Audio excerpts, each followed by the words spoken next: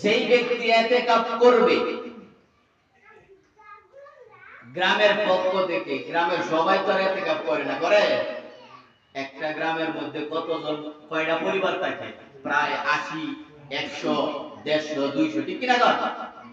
আর প্রত্যেকটা পরিবারের মধ্যে একজন, দুইজন, 5 জন সদস্য আছে, নাই কিনা কর? কিন্তু গ্রামের মধ্যে 2 জন, 4 জন বা 5 জন ইতিকাফে বসে। এই 5 জন ইতিকাফে বসলো, তাদের কি ফজিলত জানেননি? ওই যে গ্রামের 400-500 মানুষ, তারা যত তাসবিহ পড়বে, এই সকলের তাসবির একটা ভাগ সব তার আমলনামায় এসে যাবে। সুবহানাল্লাহ।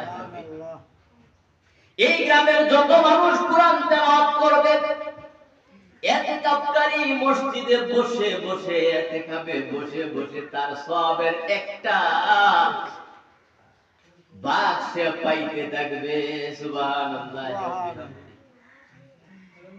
এমনকি গ্রামের মানুষ এই 100, 150, 200 মানুষ, তাদের মধ্যে যারা দান করবে, সদকা করবে,